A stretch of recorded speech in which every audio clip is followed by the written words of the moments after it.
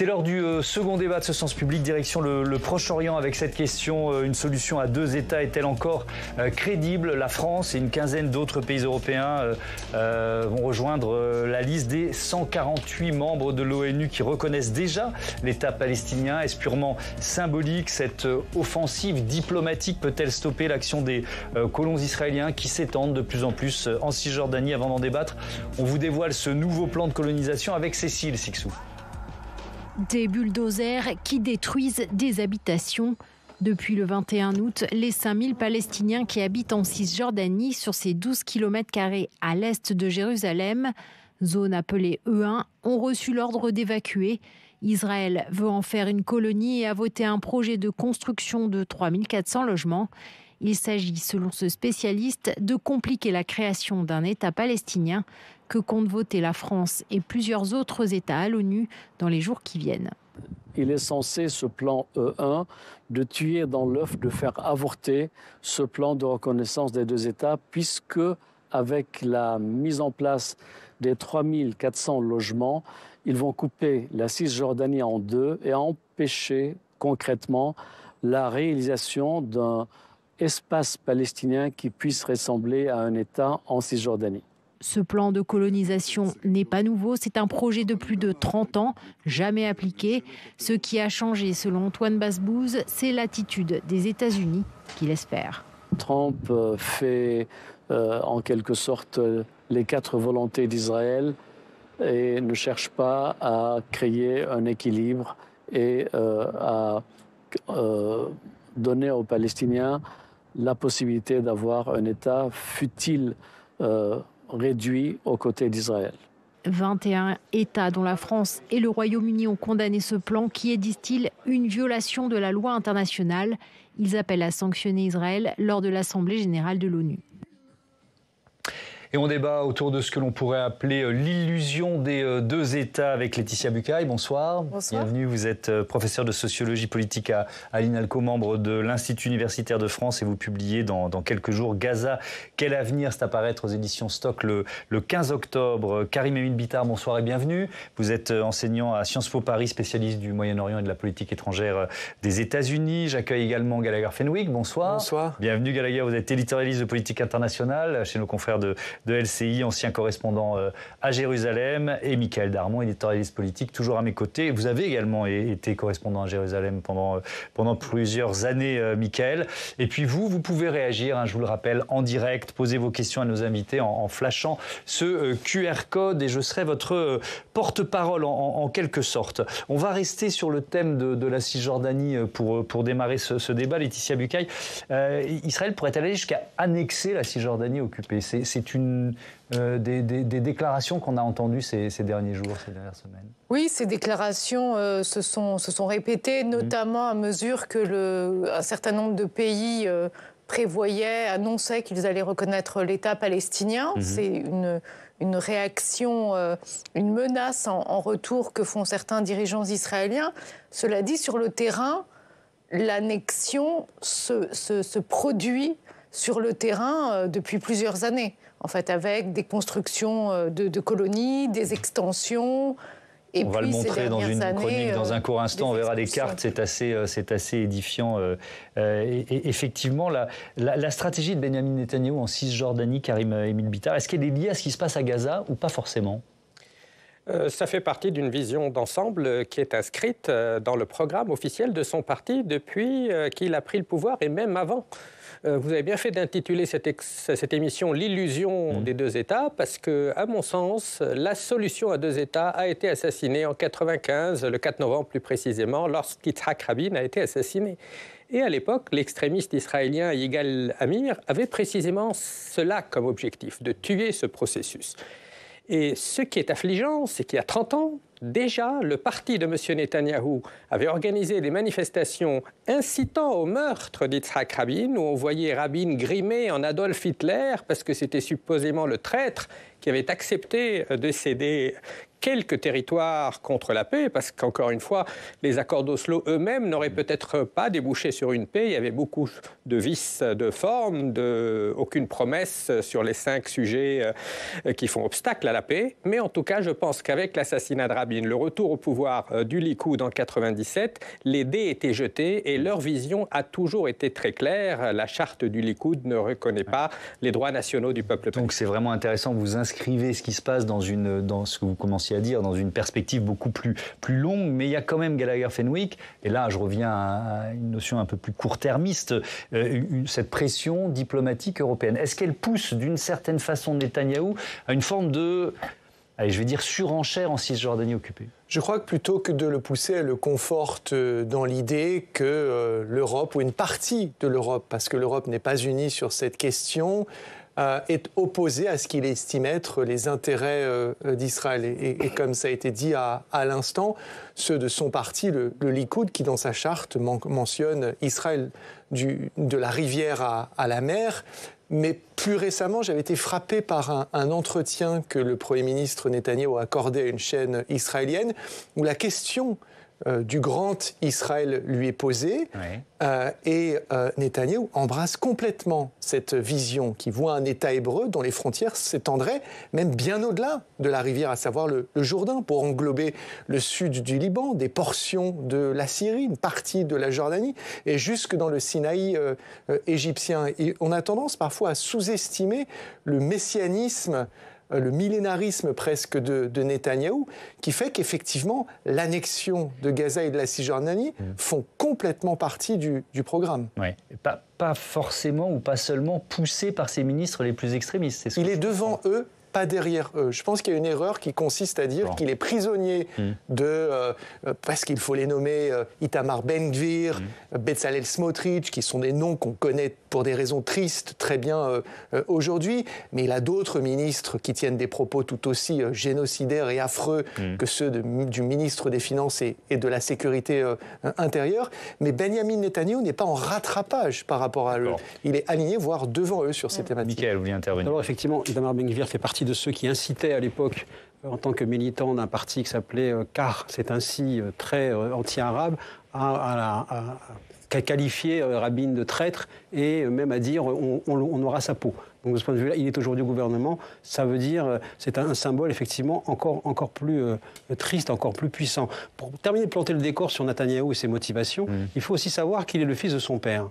Et son père était un professeur d'histoire extrêmement proche de l'idéologue Jabotinsky, qui a organisé toute la doctrine de la droite israélienne sur la séparation avec les Arabes et l'impossibilité de vivre avec eux. Et de ce point de vue-là, quelque part, il est dans cette logique-là de dire je construis quelque part physiquement et concrètement l'idéologie de mon père. Alors, et puis on est dans une séquence aussi qui succède au 7 octobre. Donc c'est-à-dire que l'audience en Israël est beaucoup plus réceptive à ce discours-là qui est porté par les ministres extrémistes Ben-Gvir et Bezalel Smotrich, et ainsi que Netanyahou, mais cette idée d'un État palestinien à laquelle une majorité plus ou moins courte d'Israéliens consentaient, aujourd'hui, cette idée apparaît insupportable à beaucoup d'Israéliens. Oui, avec les massacres terroristes du 7 octobre, ce n'est plus envisageable pour une majorité. Donc c'était aussi dans cette séquence que Netanyahou s'inscrit et que son gouvernement s'inscrit et peut aller beaucoup plus loin. Pardon de vous interrompre. Non, pardon. Très rapidement, on trouve sur Internet très facilement des vidéos d'un Netanyahou très jeune, vingtenaire, en anglais, à la fac aux États-Unis, verbalisant son refus explicite d'un État qu'il appelle État OLP, qui pour lui serait synonyme de destruction de l'État hébreu. Donc c'est une vision, effectivement, qu'il entretient et qu'il verbalise très régulièrement depuis des décennies. Oui, l'OLP, Organisation Libération de la Palestine. Voilà, je pense que nos téléspectateurs connaissaient le sens du signe, mais c'est toujours mieux de le rappeler. Je vous ai interrompu tout à l'heure, et j'en suis désolé parce que vous alliez nous faire la carte de la Cisjordanie et de son évolution en quelques décennies. C'est justement ce qu'Alexandre Poussard nous propose tout de suite et je lui propose de nous rejoindre. Rebonsoir Alexandre, on va donc voir avec vous comment la colonisation israélienne s'est développée dans ces territoires palestiniens de Cisjordanie et comment ça rend plus difficile ce dont on parle, c'est-à-dire la création d'un État palestinien. Oui, alors on va déjà regarder la carte de la Cisjordanie en 1967, après la guerre des 6 jours, date à laquelle Israël a commencé à occuper ce territoire palestinien. Et quand on compare cette carte à celle de la Cisjordanie actuelle, on va voir que les Palestiniens ont perdu beaucoup de contrôle, en tout cas le contrôle d'une grande partie de ce territoire. En vert foncé, c'est la zone A qui est contrôlée totalement par l'autorité palestinienne. En vert plus clair, la zone B qui est à la fois administrée par les Palestiniens, mais la sécurité est assurée par les Israéliens. Et le reste de la Cisjordanie, la zone C, est contrôlée totalement par Israël, c'est-à-dire 60% du territoire de la Cisjordanie. Donc on voit ce territoire palestinien qui est complètement morcelé et c'est un territoire qui est ponctué d'obstacles à la circulation, d'obstacles au déplacement qui sont mis en place par Israël au nom de la sécurité avec des postes de contrôle, des barrages, des barrières. Et les Nations Unies recensent aujourd'hui 565 obstacles à la circulation en Cisjordanie. Donc concrètement, il faut parfois plusieurs heures pour rejoindre une ville voisine sur ce territoire. Et alors, dans cette Cisjordanie occupée, il y a donc le développement d'implantation de colons israéliens. Et oui, au total, 146 colonies israéliennes de peuplement se sont implantées en Cisjordanie et sont reconnues par le gouvernement israélien. 470 000 colons y vivent, soit 5% de la population israélienne. Et ce peuplement progresse au rythme de 10 000 personnes par an, selon le Bureau central des statistiques israélien. Et comme le montre cette carte du journal Le Monde, on voit que ces colonies en jaune orangé sont implantées sur tout le territoire de la Cisjordanie, dans la zone qui est sous contrôle israélien. Et puis il y a aussi les points rouges, ce qu'on appelle les avant-postes ou les installations sauvages. Alors ces colonies sauvages, elles ne sont pas reconnues par le droit israélien, mais elles sont souvent défendues par l'armée de l'État hébreu et parfois légalisées par la suite par le gouvernement. On décompte actuellement 144 implantations sauvages en Cisjordanie et depuis l'attentat du 7 octobre perpétré par le Hamas, eh bien, ces colonies sauvages ont augmenté massivement dans ces territoires palestiniens occupés avec une hausse de 40%. Et d'ailleurs, certains de ces avant-postes vont être légalisés. Et oui, en mai dernier, le gouvernement de Benjamin Netanyahou a légalisé 22 colonies israéliennes supplémentaires en Cisjordanie. Et on en a parlé en début de ce débat. En août dernier, le gouvernement a validé le projet de colonie E1 près de Jérusalem-Est, une colonie qui va couper en deux la Cisjordanie, empêcher la circulation des Palestiniens entre Ramallah, Jérusalem-Est et Bethléem. Et ce projet, il est destiné, je cite, à enterrer l'idée d'un État palestinien. Ce sont les mots du ministre israélien d'extrême droite Bezalel Smotrich. Un projet E1 qui est jugé inacceptable par la communauté internationale, le Royaume-Uni, la France. Et d'ailleurs, on précise que toutes ces colonies de peuplement israélien sont jugées illégales par les Nations Unies. Merci beaucoup Alexandre. Karim-Émile Bittard, je me tourne vers vous parce qu'on essaye de parler d'illusion, hein, c'est le titre de notre débat, de cette solution à deux États. Là, quand on voit cette carte, tous ces points rouges, un retour en arrière des colons israéliens, ça semble totalement impossible, là aussi illusoire. C'est exactement cela qui rend la situation inextricable. D'un côté, vous avez cette idéologie à laquelle Michael Darmon a fait référence, celle de Jabotinsky, celle du mur d'acier, qui est devenue prédominante, je dirais même hégémonique dans les esprits. Et de l'autre côté, vous avez la réalité sur le terrain qui est celle d'une imbrication extrême entre les deux populations. Parce qu'il faut également rappeler qu'en Israël, dans les frontières de 1948, vous avez 21% de la population qui sont des Palestiniens de 1948. Et dans les territoires occupés, si vous ajoutez à ces chiffres Jérusalem-Est, on arrive à 700 à 800 000 colons. Il n'était que 150 000 à l'époque des accords d'Oslo. On voit donc que nous sommes en face d'une réalité qui est décrite aujourd'hui par la plupart des universitaires comme la réalité, one state reality, la réalité de deux populations imbriquées. Dans un seul État. Dans un seul État, avec des discriminations flagrantes entre juifs et arabes. Mais ce débat, aussi important qu'il puisse être, est totalement décalé par rapport à ce que vivent aujourd'hui les Palestiniens. Ils disent c'est formidable que quelques chefs d'État européens se mobilisent, mais l'urgence, c'est une famine qui menace 2 millions de personnes.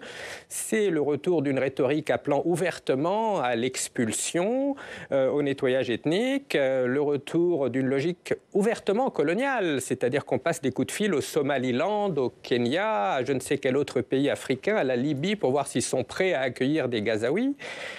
Donc cela était sous-jacent pendant très longtemps. Aujourd'hui, ça devient décomplexé et les États-Unis sont on board avec ce fameux projet de Donald Trump. L'article du Washington Post d'il y a 2-3 jours était édifiant, avec cette logique où les êtres humains de chair et de sang deviennent des commodités et on discute, on va les expédier. On y revient, cette Riviera, je mets plein de guillemets parce que le fait de reprendre la rhétorique est effectivement difficile, mais ce sera le thème de votre éditorial dans un instant, Michael. Donc on reviendra sur ce chapitre. Donc on avance dans notre débat. Tiens, il y a pas mal de réactions de téléspectateurs, téléspectatrices. Karim qui est à Flers, si je lis bien. Peut-être ça peut valoir une réponse courte, hein, mais pourquoi l'ONU n'envoie pas les casques bleus pour empêcher ces colonisations? Je ne sais pas qui peut répondre. Alors, parce que c'est Karine, c'est ça? C'est une Karim, c'est une très très belle question de Karim. Il faut rappeler qu'une force de l'ONU, pour qu'elle soit déployée, il faut un mandat du Conseil de sécurité où siègent notamment les États-Unis qui assurément, comme ils l'ont fait sur cette question très souvent, alors pas celle d'une force, mais celle liée au conflit israélo-palestinien, mettent très souvent leur veto. D'accord. Certaines de vos questions sont ultra précises et appellent des réponses assez courtes. Merci beaucoup. On va regarder quand même cette carte des pays qui d'ores et déjà ont reconnu l'État palestinien. 148 des 193 pays membres de l'ONU. Les derniers en date, c'était l'Arménie et la Slovénie. Et donc, lors de la prochaine Assemblée générale des Nations unies, qui s'ouvre le 9 septembre, une quinzaine de pays occidentaux, dont la France, va se joindre à cette liste. Laetitia Bucaille, de quoi on parle? Que va reconnaître la France? Est-ce qu'on peut parler d'un État? Là, on vient de voir la Cisjordanie, d'un État qui n'a pas vraiment de territoire, qui ne peut pas en contrôler, enfin, pas de pouvoir régalien, qui ne peut pas contrôler la circulation sur son territoire. Enfin, de quoi on parle, quoi? Effectivement, c'est important d'un point de vue diplomatique parce que ça marque le soutien d'un certain nombre d'États, et notamment d'États occidentaux, qui viennent soutenir les Palestiniens, qui en ont bien besoin. Mais effectivement, sur le terrain, ça ne va pas changer le quotidien des Palestiniens qui sont empêchés de circuler sur leur propre territoire. On sait que l'absence de souveraineté en Cisjordanie et dans la bande de Gaza, c'est notamment de ne pas pouvoir sortir à l'extérieur. Mais en fait, c'est maintenant ne pas non plus pouvoir circuler à l'intérieur même de ces entités que sont la Cisjordanie et la bande de Gaza. Les menaces d'expulsion, alors d'expulsion aussi, on a à peu près 50 000 personnes en Cisjordanie qui ont été déplacées, qui ont été obligées de quitter les camps de réfugiés. Il y a 3 camps de réfugiés en Cisjordanie qui ont été vidés de leurs habitants par l'armée israélienne. Donc il y a aussi cette crainte, vous posiez la question tout à l'heure du lien entre la Cisjordanie et la bande de Gaza.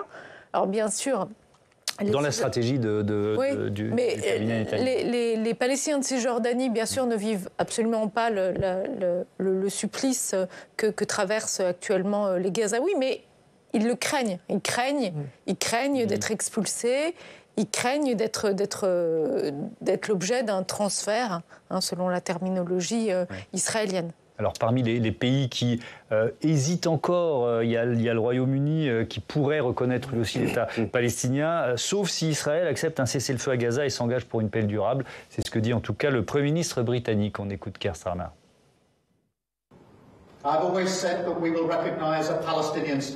J'ai toujours dit que nous reconnaîtrions un État palestinien comme une contribution à un véritable processus de paix au moment où cela aurait le plus d'impact pour une solution à 2 États. Maintenant que cette solution est menacée, c'est le moment d'agir. C'est pourquoi je peux confirmer que le Royaume-Uni reconnaîtra l'État palestinien lors de l'Assemblée générale des Nations unies en septembre, à moins que le gouvernement israélien ne prenne des mesures concrètes pour mettre fin à la situation épouvantable à Gaza, accepte un cessez-le-feu et s'engage en faveur d'une paix durable à long terme, relançant ainsi la perspective d'une solution à 2 États. Gallagher Fenwick, reconnaître l'État palestinien, et là on va parler de Gaza, c'est aussi reconnaître les dizaines de milliers de morts qu'il y a eu depuis plus d'1 an. Non, bien sûr. Enfin, c'est le sens que ça peut avoir aussi pour les chefs d'État. Vous faites surgir chez moi, en me posant la question de cette manière, la formule de l'historien Vincent Lemire qui enjoint le président de hâter la démarche, sinon il reconnaîtra, je cite, un cimetière. Sur les propos à l'instant du Premier ministre britannique, j'hésite à les qualifier d'absurdes ou de ridicules, c'est-à-dire de conditionner la reconnaissance d'un droit fondamental d'un peuple, celui à l'autodétermination, comme si, tout à l'heure, M. Karim Emile Bittard parlait d'une logique coloniale. Certains avaient de droit et naturellement ce droit-là, celui à l'autodétermination, et d'autres devaient sans cesse fournir des preuves, remplir des conditions qui leur sont imposées par des puissances extérieures, et qui plus est, quand on connaît l'histoire du Royaume-Uni dans la zone, ils sont quand même bien placés pour avoir une responsabilité, j'allais dire séminale, sur cette question. Oui, puisque c'était eux qui, rappelons-le, administraient cette région. Ce qui est intéressant aussi lorsqu'on entend la volonté d'une grande partie effectivement des pays occidentaux et du monde de reconnaître l'État de Palestine, c'est aussi d'entendre les conditions qui y sont assorties. Si on prend l'exemple de la France, et on a écouté tout à l'heure déjà un extrait, quelques mots du président de la République, il dit on peut reconnaître l'État de Palestine, ou on est prêt à reconnaître l'État palestinien, un État démilitarisé, sans le Hamas, et qui reconnaît l'existence de l'État d'Israël. C'est autant de conditions qui viennent quelque part annuler l'intention. Parce qu'aujourd'hui, le Hamas, si on a bien lu, n'est pas du tout dans une démarche de reconnaître l'État d'Israël. Et justement, par rapport à l'époque de l'OLP, de Yasser Arafat, qui était un véritable interlocuteur, il y avait la volonté et le projet, imparfait certes, mais en tout cas, une déclaration vraiment très très puissante de dire il y aura un État palestinien à côté de l'État d'Israël en coexistence. Le Hamas dit qu'il faut un État à la place de l'État d'Israël. Donc, de ce point de vue-là, on est sur une dichotomie politique. Oui. Et la dernière chose, c'est que la volonté politique a toujours été, au fond, la plus forte et doit aussi rester audible dans la région. La Ligue arabe demande que le Hamas s'en aille pour pouvoir reconstruire et faire un État palestinien. Et on a vu aussi que des décisions politiques peuvent changer la donne. Lorsque Ariel Sharon décide de démanteler toute la bande de Gaza et de sortir les colons israéliens par la force, par l'armée israélienne, c'est une décision politique. Donc, quelque part, il faudra aussi laisser les régions, les États régionaux décider aussi de la façon dont la reconstruction et cet État palestinien va se construire. C'est l'intention notamment de la France, très rapidement, au travers de ce que le président appelle une force de stabilisation, dont on imagine qu'elle pourrait être notamment alimentée par des puissances régionales. Et les Égyptiens préparent déjà des cadres palestiniens hors Hamas. Oui, effectivement. Alors, cette Assemblée générale des Nations Unies, elle commence le 9 septembre, je le disais tout à l'heure, mais les États-Unis de Donald Trump ont refusé d'octroyer des visas à des dizaines de membres de l'autorité palestinienne ou de l'OLP. Le ministre français des Affaires étrangères rappelle que le siège de l'ONU est censé être un lieu de neutralité. Jean-Noël Barrot. Je veux rappeler, suite aux annonces qui ont été faites ces dernières heures, que le siège des Nations Unies est un lieu de neutralité. C'est un sanctuaire au service de la paix, où sont résolus les conflits, où sont empêchées les guerres. Et que de ce point de vue-là, une Assemblée générale des Nations Unies, fondée il y a 80 ans, par la France, entre autres pays fondateurs, ne saurait souffrir d'aucune restriction d'accès, et j'aurai l'occasion de m'exprimer à ce sujet avec mes collègues européens. Il y a eu un précédent, 1988, si je ne me trompe, Yasser Arafat et l'Assemblée générale avaient été délocalisés à Genève. Question d'une téléspectatrice, Iris, qui réagit depuis Nice. L'Assemblée générale de l'ONU peut-elle avoir lieu sans les représentants palestiniens? Karim Emile Bittard.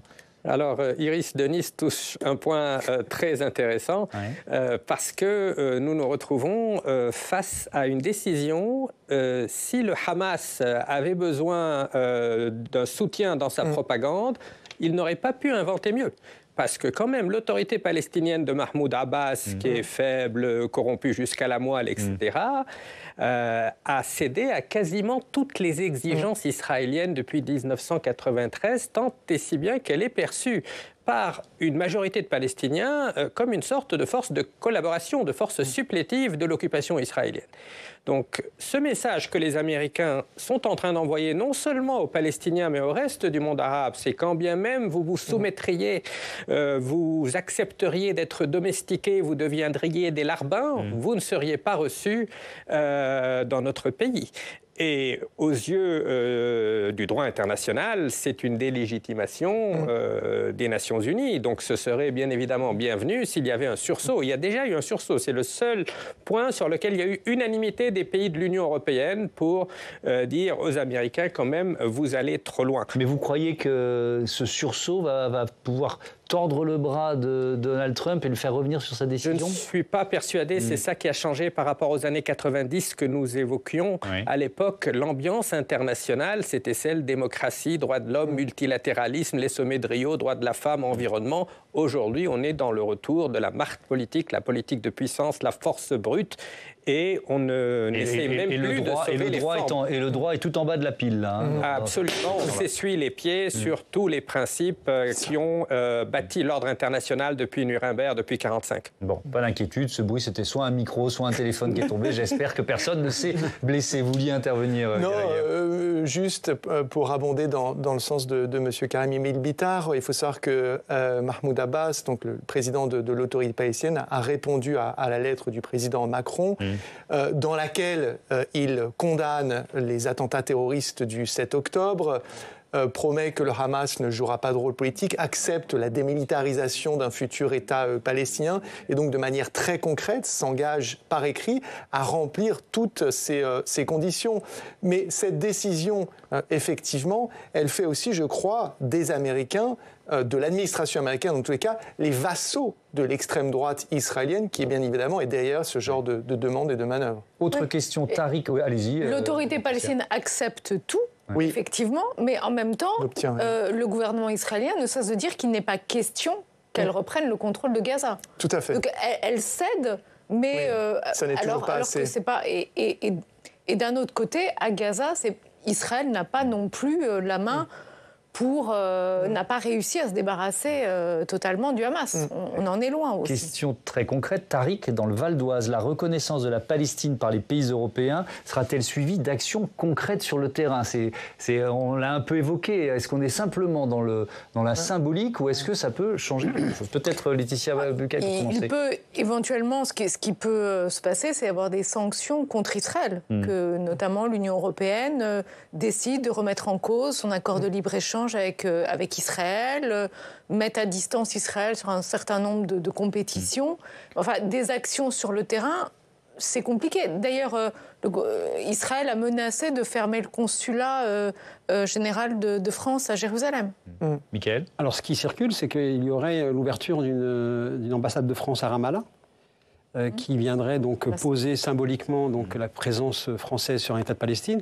Et puis, je crois qu'une société, elle ne se construit pas forcément dans les sanctions. Il serait aussi bien, et je dirais enfin, qu'il y ait aussi l'édification d'une société civile palestinienne qui puisse faire des écoles, et éduquer des enfants, faire en sorte de donner du travail, et avec l'aide de tout le monde, et en particulier des États de la région qui formulent ce souhait. Elle existe déjà, la société civile palestinienne, très largement. Mais elle n'est pas en capacité de pouvoir justement vivre librement. Donc c'est ça, le sujet, c'est qu'elle soit aidée à pouvoir s'édifier librement. Mais oui, mais enfin, la contrainte principale, c'est quand même l'occupation israélienne aujourd'hui. Oui. Enfin, il y a fait 20 ans qu'il n'y avait pas d'Israéliens sur le territoire, et il y a eu des tunnels et pas des écoles. Enfin, d'accord, mais il y a eu quand même des élections auxquelles ont poussé les Occidentaux, qui ont vu l'élection du Hamas, et Israël qui a absolument soutenu la présence du Hamas à Gaza. La guerre intra-palestinienne n'est pas du fait de... Israël a joué un rôle énorme dans le maintien de la division palestinienne entre Ramallah et l'autorité palestinienne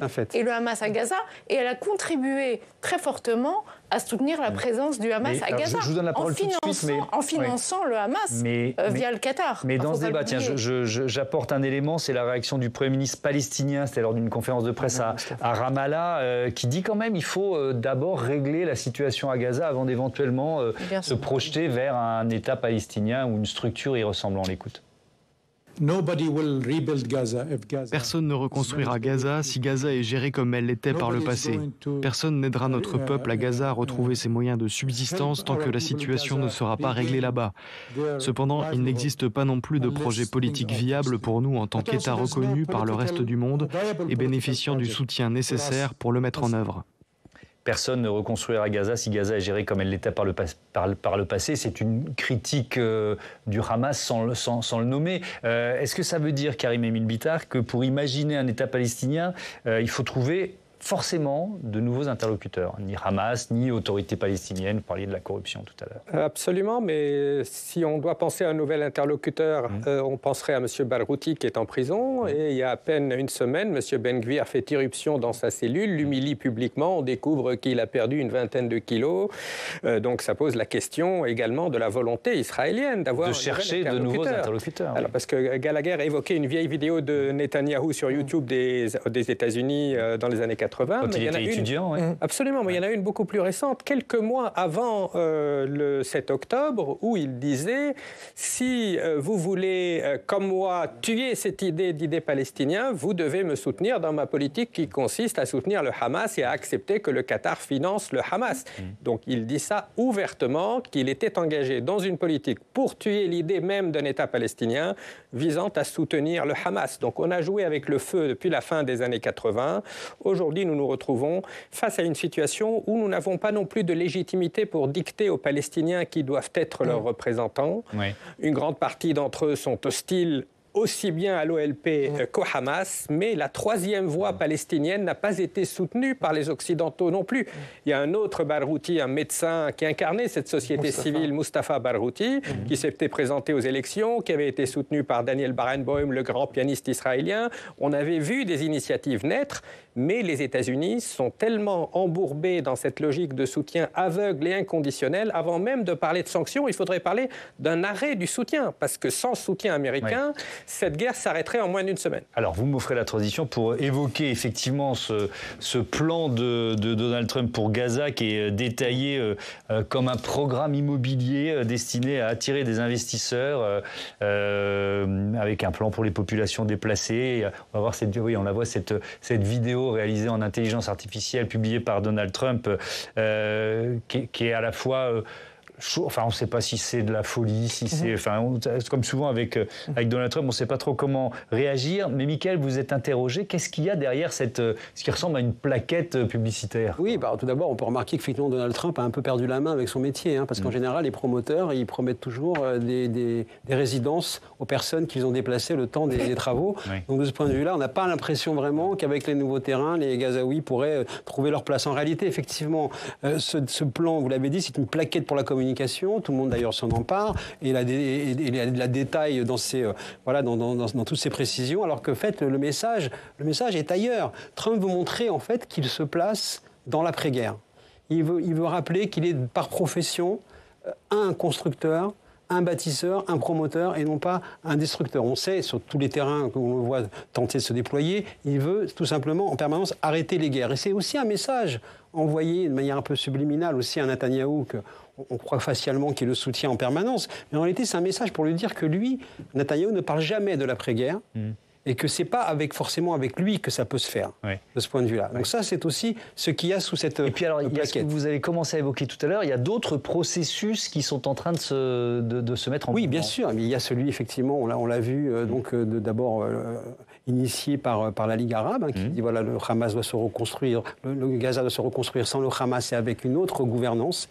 Il y a au Caire une tentative de créer une ligne concrète justement à cette consigne en formant en ce moment des cadres palestiniens hors Hamas. Et il y a, dans toutes les discussions à chaque fois, et en particulier lors de la dernière à la Maison-Blanche, il y a aussi des discussions sur la gouvernance de l'après, qui a commencé dès le lendemain, dès le début pratiquement de la contre-offensive et de l'attaque israélienne sur Gaza après le 7 octobre, pour dire comment on va pouvoir justement préparer l'après. Et Trump, avec cette plaquette, il envoie aussi un message à son électorat, qui n'aime pas la guerre, à qui il a promis qu'il n'y aurait pas de guerre. En disant, vous voyez, regardez, je m'occupe en permanence de la paix et j'essaye de construire une société civile à Gaza. Quand est-ce qu'on pourra commencer à se projeter, ça semble illusoire là aussi, vers une reconstruction ?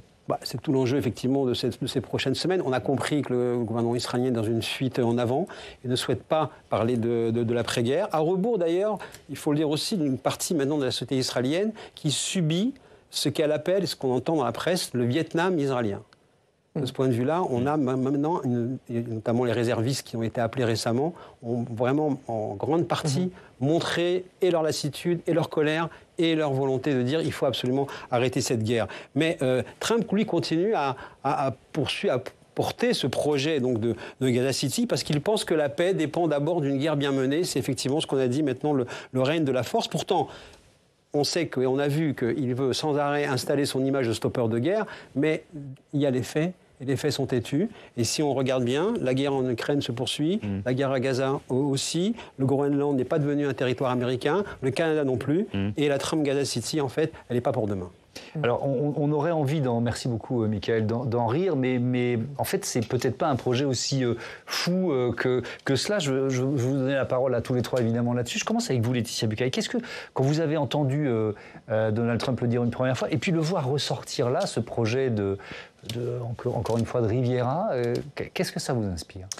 Oui, alors effectivement, il y a peut-être un double discours, parce que c'est vrai que Trump a aussi récemment dit qu'Israël était peut-être en train de gagner la guerre, mais qu'il était en train de perdre sur le terrain des relations publiques. Donc il y a peut-être effectivement dans la tête de Trump cette idée qu'Israël n'est pas en totale bonne posture. Alors ce qui est un peu étonnant aussi, c'est que les Américains se projettent à occuper Gaza. Parce qu'en fait, il parle de ça aussi. Il parle du fait de contrôler Gaza pendant 10 ans. Alors, il faut savoir quand même que ça ne sera pas forcément très facile pour des militaires américains de s'imposer et de contrôler Gaza. On ne peut pas imaginer que les Palestiniens de la bande de Gaza, que ce soit le Hamas ou d'autres groupes, parce qu'il existe d'autres groupes combattants à Gaza, qu'ils s'abstiennent de s'en prendre à des forces américaines qui seraient là en train de contrôler Gaza, d'autant que ces forces américaines pousseraient les Palestiniens dehors. Cela dit, le cœur du projet, quand même, c'est de vider le plus possible la bande de Gaza de ses habitants. Or, il semble quand même que là, les Israéliens et les Américains aient beaucoup de mal à faire aboutir ce projet, parce qu'ils font la tournée depuis un certain temps d'un certain nombre d'États. Or, il semble qu'il n'ait pas trouvé d'État hôte, ou en tout cas pas en nombre suffisant pour expulser des Palestiniens. C'est ce que vous décriviez tout à l'heure, Karim Bitar, mais pour autant, l'hypothèse d'une expulsion des Gazaouis en nombre, elle n'est pas à exclure aujourd'hui. Elle n'est pas du tout à exclure. C'était une politique délibérée et s'il n'y a pas de réaction très vive de l'opinion publique internationale, elle pourrait se réaliser. Cette vidéo, quand même, d'intelligence artificielle restera dans les annales de la géopolitique comme le nec plus ultra du cynisme, de l'orientalisme, du surréalisme et du décalage avec les réalités sur le terrain. Et jusqu'à aujourd'hui, vous avez des tas de consultants bien rémunérés, le Boston Consulting Group, Tony Blair, qui font des modèles économiques qui sont véritablement tout à fait surréalistes. Mais si ces États que vous avez mentionnés, le Premier ministre canadien, australien, britannique, s'ils commencent à changer de discours au-delà de l'hypocrisie, c'est parce qu'ils sentent que l'opinion publique est en train de basculer. Et Donald Trump a peut-être tous les défauts de la Terre, mais il sait lire les instincts de l'opinion publique. Il a vu qu'il y avait un retournement contre Israël. 77% des électeurs du Parti démocrate parle aujourd'hui de génocide. Même au sein de la communauté juive américaine, plus de 50% utilisent ce terme. Et pendant que vous dites ça, il y a effectivement cette vidéo qu'on a revue, parce qu'on ne l'avait pas très bien vue tout à l'heure, qui est quand même totalement surréaliste, Gallagher Fenwick. C'est à la fois choquant, c'est à la fois fou. Mais comment vous réagissez? Et peut-être aussi, question subsidiaire, comment le cabinet Netanyahou réagit face à ce projet? Alors, il y a beaucoup de questions. Je commence par la dernière. Il fallait voir le visage du Premier ministre israélien quand Donald Trump annonce cela lors d'une conférence de presse commune entre les deux à la Maison-Blanche. Benjamin Netanyahu est très surpris. Beaucoup ont essayé de se pencher sur la genèse de cette idée et que l'on voit traduite dans cette vidéo, qui est une rencontre entre la Nakba et l'IA. La Nakba, la catastrophe de 48, qui voit l'éviction, la dépossession de centaines de milliers de Palestiniens. Il faut rappeler que 80% des habitants de la bande de Gaza sont issus de la Nakba, sont des réfugiés, ont déjà subi dans leur mémoire et dans leur chair ce sort-là. Moi, quand je vois cela, je me dis qu'au théâtre comme en géopolitique, les bouffons, il faut toujours les prendre au sérieux. Parce que finalement, Donald Trump, pour moi, est un moment de clarification et non pas d'absurdité. Et en cela, il est finalement Joe Biden, mais avec des gros sabots. Joe Biden, son prédécesseur démocrate, a pavé le chemin menant à cette vidéo en fournissant un déluge d'armes à l'État hébreu, avec lequel il a déversé, alors on a les chiffres, plus que Dresde, Hambourg, Londres, etc., participant à ce qui est très largement appelé dans beaucoup de cercles aujourd'hui, Karim El-Bitar en a parlé, des chercheurs, le Parti démocrate, etc., un génocide. Donald Trump ne s'embarrasse pas du droit. On le voit dans son pays. Pourquoi s'en embarrasserait-il à l'extérieur? Et donc, cette vidéo, c'est un espèce de moment paroxystique d'une version, j'allais dire, édulcorée de ce qui n'est ni plus ni moins que de l'épuration ethnique, où on va remplacer une population et transformer ce territoire en projet immobilier. Une autre question, Eric, alors on ne sait pas d'où il nous écrit, quelle est la réaction des pays du Sud sur ce conflit? Je me tourne vers vous, Karim El-Bitar, parce que là, on parle de la reconnaissance de l'État palestinien.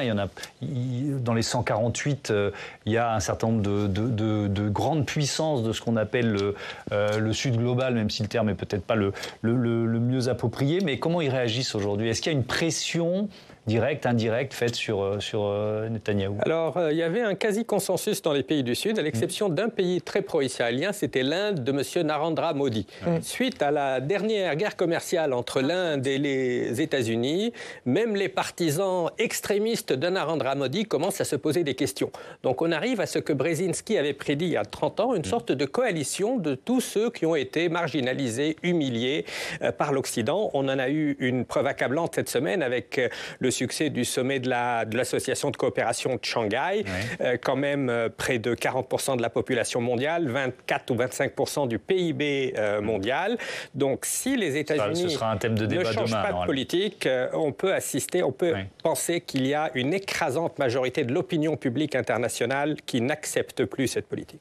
Michael. Et puisqu'effectivement le droit international est important à être respecté, il est vrai qu'il y a des enquêtes qui vont être menées. Que la Cour pénale va devoir enquêter, une fois qu'on espère le plus vite possible, la bande de Gaza sera ouverte aux enquêtes, à la presse et à tout ce qui pourrait être vu sur le terrain. Et là, à ce moment-là, il sera décidé, effectivement, s'il y a eu génocide ou pas. La Cour internationale de justice, pas la CPI. La CPI, c'est des mandats à dominer. La Cour internationale, effectivement, vous l'avez bien fait de le rappeler. Ça veut dire qu'en réalité, il y a des questions qui ont été posées à Israël, c'est en cours d'examen, parce qu'effectivement, il y a cette suspicion d'un génocide en cours, mais les questions vont appeler des réponses et les réponses vont être étudiées. Donc je pense qu'il est important aussi de garder aussi ce discernement. On veut tous que le droit international soit respecté et qu'il le soit également jusqu'au bout. Merci beaucoup, merci à tous d'avoir participé à ce débat et merci à vous d'être aussi nombreuses, aussi nombreux à poser des questions à nos invités. Voilà, c'est une des nouveautés de la saison et on est heureux de voir que ça vous plaît puisqu'on a beaucoup de réactions sur notre site. Je rappelle, Laetitia Bucaille, le titre de votre livre « Gaza, quel avenir ?» qui est à paraître donc aux éditions Stock, parution à la mi-octobre. Merci encore et à bientôt sur Public Sénat. Je vous dis à demain pour un nouveau numéro de Sens Public. Rendez-vous 18h, 22h sur notre antenne. Belle soirée. Ok.